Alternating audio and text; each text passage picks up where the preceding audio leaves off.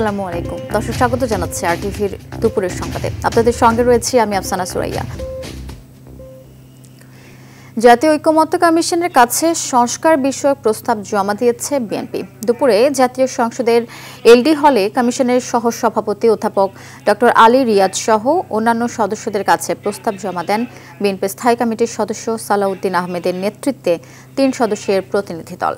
পরে সালাউদ্দিন আহমেদ জানান, নির্বাচন ব্যবস্থা সংস্কার কমিশন যে ২৭টি সংস্কার প্রস্তাব দিয়েছে তার অধিকাংশই সংবিধান সংশোধনের সাথে জড়িত। বিষয়টি কিছুটা দ্বিধার সৃষ্টি করেছে। বিচার বিভাগ সংস্কার ইস্যুতে বিএনপি চায় সুপ্রিম কোর্টের জন্য আলাদা সচিবালয়। এছাড়া সুপ্রিম জুডিশিয়াল কাউন্সিলের পাশাপাশি লোয়ার জুডিশিয়াল কাউন্সিল গঠনের পক্ষে মত বিএনপির। প্রশাসনিক সংস্কারের বিষয়েও প্রায় অর্ধেক প্রস্তাবের সাথে একমত দলটি। সংক্রান্ত অথবা নির্বাচন ব্যবস্থা সংক্রান্ত কমিশনের রিপোর্টে কিছু কিছু বিষয়ে সংবিধানের সংশ্লিষ্টতা আছে, কিন্তু অধিকাংশ ক্ষেত্রে যেগুলো দেখা যায় যে নির্বাচনী সংস্কার কমিশনের কাজ নয়, নির্বাচন ব্যবস্থা সংস্কার কমিশনের কাজ নয়, সেখানে রিপোর্টে এসছে। এটা ওনারা ভালো এক্সপ্লেন করতে পারবেন। তা আমরা সেই বিষয়গুলো সংবিধান সংস্কার বিষয়ক রিপোর্টের মধ্যে আমরা মতামত দিয়েছি। দর্শক, এই মুহূর্তে জাতীয় সংসদ ভবনে আছে সহকর্মী জাহিদ রহমান, সরাসরি যুক্ত হচ্ছেন আমাদের সাথে। জাহিদ, একটু জানতে চাই আপনার মাধ্যমে যে ঐকমত্য কমিশনের সঙ্গে আজ আর কাদের সঙ্গে বৈঠক বা আলোচনা হবে? আফসানা, আপনি জানেন যে কিছুক্ষণ আগেই বিএনপির যে মতামত রয়েছে সংস্কার বিষয়গুলো নিয়ে, যে 5টি সংস্কার কমিশনে যে রিপোর্ট জমা দিয়েছিল সেটির ভিত্তিতে ঐকমত্য কমিশন যে প্রতিবেদনটি তাদের কাছ থেকে জানতে চেয়েছেন সেইটির রিপোর্ট জমা দিয়েছেন বিএনপির পক্ষ থেকে। এবং বিএনপির স্থায়ী কমিটির সদস্য সালাউদ্দিন আহমেদ যেটি আমাদেরকে জানিয়েছেন যে তারা বেশিরভাগ বিষয়েই একমত এবং তারা সহযোগিতা করতে চান, এই সংস্কার বিষয়ে তারা সহযোগিতা করতে চান এবং যেসব বিষয়ে বিভিন্ন রকম জটিলতা রয়েছে সেটি তারা বিশদভাবে তুলে ধরেছেন তাদের প্রতিবেদনে। যদিও সেখানে ঐক্যমত, একমত এবং আংশিক একমতের বিষয়টি ছিল, তারপরেও বিএনপির পক্ষ থেকে বিশদভাবে জানানো হয়েছে যে বিষয়গুলোতে একমত। এছাড়া সংবিধান সংশোধন, দুদক, নির্বাচন কমিশন, প্রশাসনিক সব কিছুর বিষয়ে তাদের মতামতগুলি তুলে ধরার পাশাপাশি তারা যেটি জানিয়েছেন এই মুহূর্তে আমাদেরকে কিছুক্ষণ আগে, সেটি হচ্ছে যে তারা সংস্কারের বিষয়ে যেগুলোতে দ্বিমত রয়েছে বা যেগুলো সংবিধান সংস্কারের জন্য প্রয়োজন রয়েছে সেগুলো পার্লামেন্টের মাধ্যমে আসলে সংশোধন করতে হবে। এছাড়া গণপরিষদ নির্বাচন এবং গণভোটের বিষয়টি যেটি কথা উঠেছে সেটি নিশ্চয়ই তিনি বলেছেন যে গণপরিষদ নির্বাচনটি পরে হবে, নির্বাচনটি আগে তারা বিএনপির পক্ষ থেকে মত দিয়েছেন এবং তার পরবর্তীতে সেটি গণভোটে হবে কি হবে না সেই বিষয়টি তারা বলেছেন। ইতিমধ্যে আপনি জানেন যে আজকে এনসিপি জাতীয় নাগরিক পার্টি রয়েছেন, তাদের পক্ষ থেকেও কিছুক্ষণ পর দুপুর 2টা নাগাদ বলা হয়েছে যে সেখানে তারা তাদের যে মতামত ঐকমত্য কমিশনে রয়েছে সংস্কার বিষয়ে সেটি তারা জমা দিবেন। এবং এর মধ্যে সিপিবি তাদের মতামত যে জমা দেওয়ার কথা সেটি তারা জমা দিয়েছেন। এর আগে যে রাষ্ট্র সংস্কার আন্দোলন তাদের সাথে আলোচনা হয়েছিল। আজকে আর কোনো ঐকমত্য কমিশনের সাথে আলোচনা নেই, কিন্তু যেহেতু জমা দিতে আসবেন সেই বিষয়টি রয়েছে এবং তার পরবর্তীতে আমরা এনসিপির বক্তব্য হয়তো পাবো, তারা তাদের যে প্রতিবেদন জমা দেবেন ঐকমত্য কমিশনে সেটি তারা কী ধরনের একমত পৌঁছবেন এবং কোন বিষয়গুলো তাদেরও বাইরে থাকবে সেটি নিয়ে হয়তো আমাদেরকে তারা সাংবাদিকদের সাথে কথা বলবেন, সেই জন্য হয়তো আমরা অপেক্ষা করছি এবং সেই বিষয়টিও আপনাদেরকে আপনার মাধ্যমে দর্শককে সেটি জানানো সম্ভব হবে। আফসানা, অসংখ্য ধন্যবাদ আপনাকে। সংস্কার প্রস্তাবের সুপারিশ নিয়ে জাতীয় ঐকমত্য কমিশনের সঙ্গে তৃতীয় দিনের মতো সংলাপ চলছে। সকাল 9:30 দিকে সংসদ ভবনের এলডি হলে ঐকমত্য কমিশনের সঙ্গে রাষ্ট্র সংস্কার আন্দোলনের বৈঠক শুরু হয়। সংগঠনের সভাপতি হাসনাত কাইয়ুমের নেতৃত্বে বৈঠকে একটি প্রতিনিধি দল অংশ নেয়। আলোচনা শেষে হাসনাত কাইয়ুম জানান, ঐকমত্য কমিশনের বেশিরভাগ সংস্কার প্রস্তাবের সঙ্গে একমত রাষ্ট্র সংস্কার আন্দোলন। শুধু 5টি বিষয়ে দ্বিমত রয়েছে তাদের, আর 10টিতে সুপারিশ করেছে তারা। তিনি আরও বলেন, যেসব সুপারিশে তারা একমত সেগুলো 6 মাসের মধ্যে বাস্তবায়ন করা সম্ভব। সংবিধান সংস্কারে রাজনৈতিক দলগুলো একমত না হলে গণভোট আয়োজনের পরামর্শ দলটির। দল হিসেবে ঐকমত্য কমিশনের কাছে নিজেদের মতামত জমা দেয় বাংলাদেশ লেবার। ফ্যাসিস্ট শাসন আমলে চাকরিচ্যুত ও বঞ্চিত সামরিক কর্মকর্তাদের বঞ্চনা নিরসনে গঠিত বোর্ড বাতিল করে সশস্ত্র বাহিনীর জন্য স্বাধীন কমিশন গঠনের আহ্বান জানিয়েছে জাস্টিস ফর কমরেডস। সকালে ঢাকা রিপোর্টার্স ইউনিটিতে এক সংবাদ সম্মেলনে সংগঠনের পক্ষ থেকে বলা হয়, গত ১৬ বছর আওয়ামী মতাদর্শের বিপক্ষে যেসব কর্মকর্তা কিংবা তার পরিবারের সদস্যরা ছিলেন তাদেরকে অবসরে যেতে বাধ্য করা হয়েছে এবং নানা সুযোগ সুবিধা থেকে বঞ্চিত করা হয়েছে। ৫ আগস্ট শেখ হাসিনা পালিয়ে যাওয়ার পর বঞ্চিতদের ন্যায্য অধিকার ও ন্যায় বিচার পাওয়ার জন্য একটি উচ্চ কমিটি গঠন করা হয়েছে, যা প্রশ্নবিদ্ধ। সশস্ত্র বাহিনীর জন্য একটি স্বাধীন কমিশন গঠন করলে বঞ্চিতরা ন্যায় বিচার পাবে বলে মনে করেন সংগঠনের সদস্য অবসরপ্রাপ্ত লেফটেন্যান্ট কর্নেল শামসুল ইসলাম। আমরা যে দাবিটা করছি সেটা তাদের জন্য করছি। আমরা তো বের হয়ে চলে এসেছি। দুদিন পরে এই সমস্ত কালাকানুন ব্যবহার করে আরেকটা সরকার যদি তাদের এগেনস্টে কোনো অ্যাকশন নেয় অন্যায়ভাবে, তাদের লিগাল রিকোর্স কি? সো আপনাদের মাধ্যমে আমরা বাহিনীদের কাছে আবেদন করতে চাই যেন তারা আমাদের দাবির প্রতি সহমর্মিতা প্রকাশ করে এবং অতি সত্বর একটা জাতীয় স্বাধীন কমিশন করে আমাদের এই সমস্ত দাবিগুলো সুরাহা করা হয়। অবৈধ সম্পদ অর্জনের মামলায় স্বাস্থ্য অধিদপ্তরের আলোচিত গাড়ি চালক আব্দুল মালিককে ১৩ বছরের সশ্রম কারাদণ্ড দিয়েছে আদালত। সকালে ঢাকার ৬ নম্বর বিশেষ জজ আদালতের বিচারক জাকারিয়া হোসেন এ রায় দেন। রায়ে জ্ঞাত আয় বহির্ভূত সম্পদ অর্জনের অভিযোগে ১০ বছরের কারাদণ্ডের পাশাপাশি ১ লাখ টাকা অর্থদণ্ড, অনাদায়ে আরও ৬ মাস কারাদণ্ডের আদেশ দিয়েছে আদালত। আর তথ্য গোপনের অভিযোগে ৩ বছরের সশ্রম কারাদণ্ড, ১ লাখ টাকা অর্থদণ্ড, অনাদায়ে ৬ মাসের কারাদণ্ড হয়েছে। রায়ে অবৈধভাবে অর্জিত ১,৫০,৩১,৮১০ টাকার সম্পদ রাষ্ট্রের অনুকূলে বাজেয়াপ্তের নির্দেশও দেওয়া হয়। আদালত বলেছে ২ ধারার সাজা একসাথে চলবে। জাতীয় পতাকা অবমাননার অভিযোগে রাষ্ট্রদ্রোহ মামলায় সাবেক ইসকন নেতা ও সম্মিলিত সনাতনী জাগরণ জোটের মুখপাত্র চিন্ময় কৃষ্ণ দাস ব্রহ্মচারীর জামিন শুনানি ঈদ ও অবকাশকালীন ছুটির পর ঠিক করেছে হাইকোর্ট। চিন্ময় দাসের আবেদনের পরিপ্রেক্ষিতে সকালে বিচারপতি মোহাম্মদ আতওয়ার রহমান ও বিচারপতি মোহাম্মদ আলী রেজার হাইকোর্ট বেঞ্চ শুনানির দিন ২৩ এপ্রিল ধার্য করেন। এর আগে গত ২ জানুয়ারি তার জামিন আবেদন খারিজ করে দেন চট্টগ্রাম মহানগর দায়রা জজ। ২৪ ঘণ্টা পর নিয়ন্ত্রণে এসেছে সুন্দরবনের পূর্ব বন বিভাগের চাঁদপাই রেঞ্জের ধানসাগর স্টেশনের কলম তেজিতে লাগা আগুন। সকালে আগুন নিয়ন্ত্রণে আসে বলে জানান বন বিভাগের ধানসাগর স্টেশন কর্মকর্তা বিপুলেশ্বর দেবনাথ। তিনি বলেন, আগুন নিয়ন্ত্রণে ফায়ার সার্ভিস সদস্যদের সঙ্গে বনরক্ষী ও বন কর্মকর্তা সহ শতাধিক স্বেচ্ছাসেবক কাজ করেছে।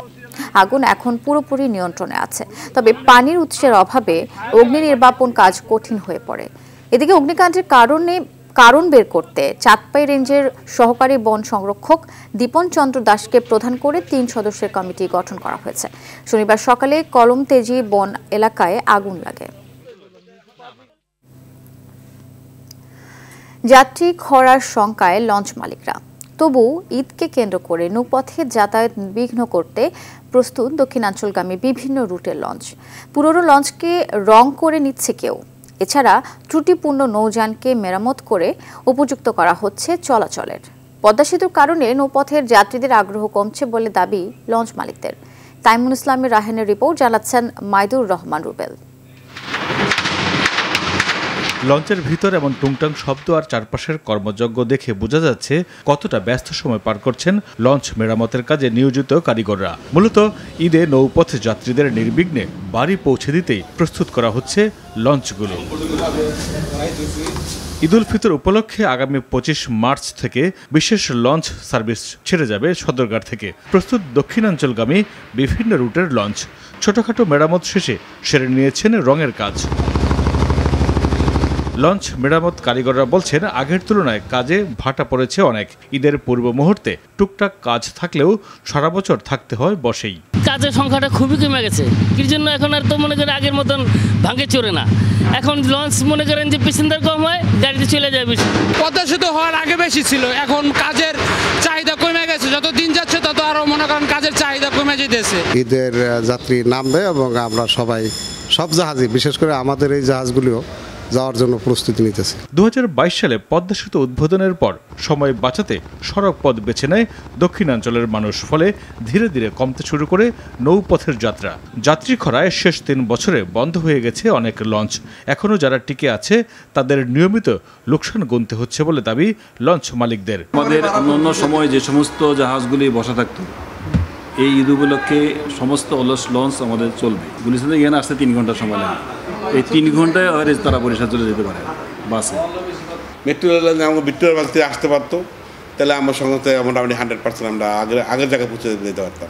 লোক তো এদিকে মুখই করে না। ভিক্টোরিয়া পার্কের এই সাইডে ওই যে রাস্তাবাজার মোড়ে এই সাইডে আইতে পারে না, লাগে 1-1.5 ঘন্টা লোক আইমুখী করে। এই লোকজন গাট্টি গুটি লিয়ে টানাটানি করে আইতে খুব কষ্ট। এছাড়া গুলিস্তান থেকে সদরঘাট পর্যন্ত রাস্তায় অবৈধ পার্কিং ও দীর্ঘ যানজট নিরসনে সদরঘাট পর্যন্ত মেট্রো রেলের স্টেশন করা গেলে যাত্রী বাড়বে বলে ধারণা লঞ্চ মালিকদের। মাইদুর রহমান রুবেল, RTV, ঢাকা। সারা দেশে জমে উঠেছে ঈদ বাজার। বিভিন্ন শপিং মল ও বিপণী বিতানে ক্রেতাদের উপচে পড়া ভিড়। এবারে ভারতীয় পোশাকে তেমন আমদানি না থাকায় চাহিদা বেড়েছে দেশি ও পাকিস্তানি পোশাকের। ক্রেতারা বাড়তি দামে পোশাক বিক্রির অভিযোগ করলেও বেচা বিক্রি ভালো হওয়ায় খুশি বিক্রেতারা। বিভিন্ন জেলার ঈদ বাজার নিয়ে বিস্তারিত আব্দুল হামিদের প্রতিবেদনে। রোজার শুরু থেকেই খুলনার বিভিন্ন দোকানে বাহারি নামের ও ডিজাইনের পোশাকের পসরা সাজিয়েছে দোকানিরা। রমজানের শেষের দিকে মার্কেটগুলোতে ক্রেতাদের ভিড় চোখে পড়ার মতো, তাই লাভের আশা ব্যবসায়ীদের। এবার বেশি চলতেছে আপনার দিল্লির এবং পাকিস্তানি, এই 2 দেশের প্রোডাক্টটা বেশি চলতেছে। পোশাকের পর্যাপ্ত সংগ্রহ থাকলেও গেল বছরের তুলনায় সব ধরনের পোশাকের দাম অনেক বেশি বলে অভিযোগ ক্রেতাদের। ড্রেস কিনছি একটা জুতা কিনতে হবে, দাম তো আকাশ ছোঁয়া। বাজেট যেটা নিয়ে আসি আসলে ওইটার মধ্যে সম্ভব হচ্ছে না। সবকিছু মিলাই একটু বেশি মনে হচ্ছে। ময়মনসিংহের বিভিন্ন বিপণী বিতানে নজর কাড়া ডিজাইনের শাড়ি, পাঞ্জাবি, 3 পিস ও বাচ্চাদের পোশাকের পসরা নিয়ে ক্রেতাদের আকৃষ্ট করছেন দোকানিরা। নামি দামি ব্র্যান্ডের শোরুমের পাশাপাশি পছন্দের জিনিস কিনতে ক্রেতারা ভিড় জমাচ্ছেন ফুটপাতের দোকানগুলোতেও।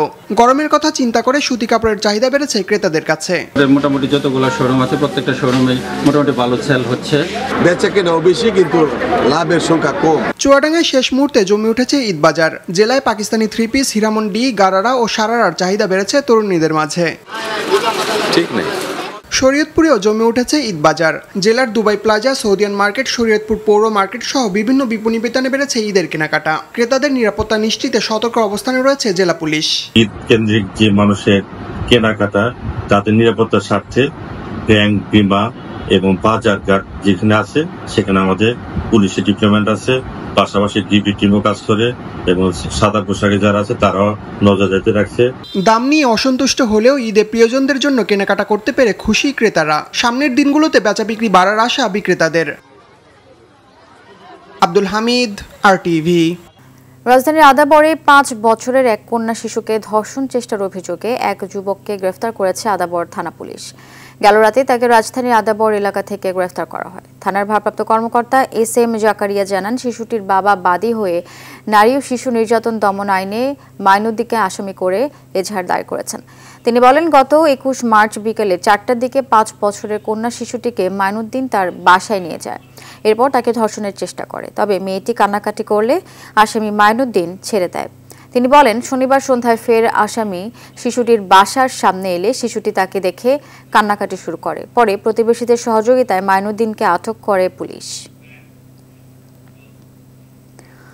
গাজীপুরের কাশিমপুরে স্বামী, স্ত্রী ও এক শিশুর মরদেহ উদ্ধার করেছে পুলিশ। সকালে গোবিন্দবাড়ি এলাকায় নাজমুলের মরদেহ ঝুলন্ত অবস্থায়, স্ত্রী খাদিজা ও মেয়ে নাদিয়ার মরদেহ বিছানায় পাওয়া যায়। ধারণা করা হচ্ছে নাজমুল আত্মহত্যার আগে স্ত্রীর সন্তানকে শ্বাসরোধে হত্যা করেছে। মরদেহ ময়নাতদন্তের জন্য শহীদ তাজউদ্দিন আহমদ মেডিকেল কলেজ হাসপাতালে পাঠানো হয়েছে।